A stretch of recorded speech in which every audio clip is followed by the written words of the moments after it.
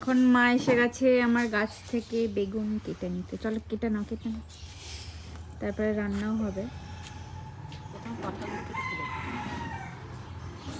হালকা হয়ে যাবে বা কাটিবে হাতে করে আগে ধরো তলায়। হ্যাঁ, এবার কাটো। কাটি। হ্যাঁ, এই কাটা হয়ে গেল। কাটো কাটো কাটো। তো বড় বেগুন আমরা তিনজন মিলে খেয়ে শেষ করতে পারবো না। অনেক বড় বেগুন হয়েছে। এই যে তিনজন খাবো তো। চলে আসো। ভালোই হয়েছে বেগুনটা তাও। এবার দেখো বেগুনটা কাটা হচ্ছে। কেমন হয়েছে? বাহ, খুব সুন্দর হয়েছে তো। না কেটে না ভালোই হয়েছে না? সুন্দর হয়েছে। হ্যালো বন্ধুরা, দেখো এখানে চুলো তো জ্বালানো হয়েই গেছে। আজকে হচ্ছে বাটা মাছের চচ্চড়ি করব। সব কিছু মেখে নিয়ে একবারে চাপাবো। তো এখানে পেঁয়াজ নিয়ে নিয়েছি, এখানে টমেটো আছে। এখান থেকে আমি নিয়ে নেব বাটা মাছগুলো। এখানে নুন হলুদ মাখানো আছে। তো চলো নিয়ে নিই। এই যে মাছগুলো আমি সব নিয়ে নিয়েছি। এটা হচ্ছে রসুন আর কাঁচা লঙ্কা। এই যে আমার গাছ থেকে বেগুন কাটা হলো সেই বেগুনটা, আর এসে তার একটুখানি বেগুন অ্যাড করা হয়েছে ওটা, আর হচ্ছে যে মটরশুঁটি। এরপরে দিয়ে দেবো হচ্ছে আলু। এরপরে একটু হলুদ দিয়ে দেবো।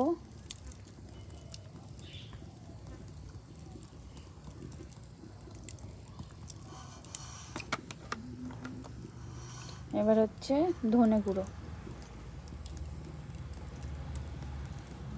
যা মশলা দেওয়ার এখনই আমি কিন্তু দিয়ে দেবো, পরে কিন্তু আমি আর অ্যাড করবো না।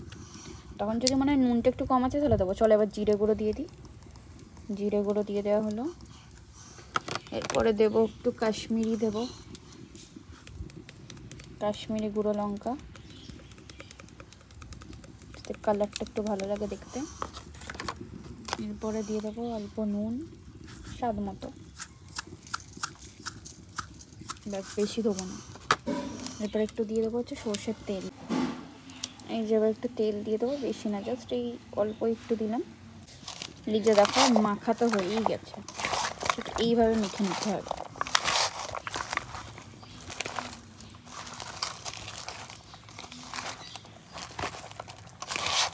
চলে এবার হাত ধুয়ে আসছি।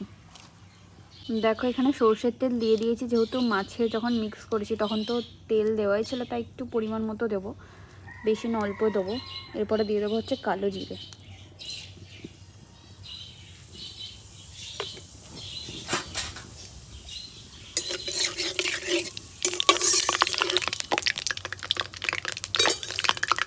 তো তেল তো আমাদের গরম হয়েই গেছে, এবার এটাকে ঢেলে নেব।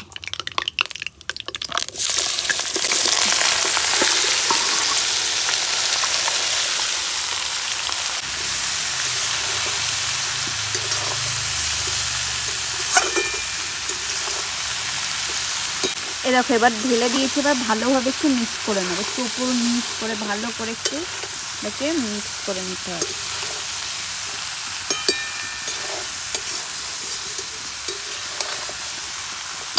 এবার দিয়ে দেবো আদা বাটা। এটাকে ধিমে আছে হতে দেবো। এটাকে বেশি যদি আমরা নাড়ি না তাহলে জিনিসটা হচ্ছে ঘেটে যাবে। তো মাঝে মাঝে একটুখানি নিয়ে দেবো। এটা হোক আস্তে আস্তে, দিয়ে আবার আসছি। এবার দিয়ে দেবো অল্প জল, ব্যাস। দেখো অলমোস্ট হয়েই এসছে। এটা একদম আস্তে আস্তে করতে হয়, তো একটু টাইম লাগে এটা, বাট এটা প্রায় হয়ে এসছে। আর 5 মিনিট মতো হলেই হয়ে যাবে। তারপরে যখন নামাবো তখন আসছি ওটা। দেখো কালারটা তো বেশ সুন্দরই এসছে। এই সময় যদি কারো মনে হয় যে একটু নুন দেওয়া যেতে পারে তো নুন দিয়ে দিও, যদি একটু চেখে দেখো যে নুন কম আছে। আর একটা জিনিস, সেটা হচ্ছে তোমরা মাছটা ভেজেও দিতে পারো। যারা কাঁচা মাছ দিতে চাও না তারা মাছটা ভেজেও দিতে পারো, তাতেও খুবই ভালো লাগবে। এই যে বাটা মাছের চচ্চড়ি কিন্তু রেডি। তোমরা যদি চাও গ্রেভিটা একটুখানি মরিয়েও নিতে পারো বা এরকমও সার্ভ করতে পারো, দুটোই ভালো লাগে।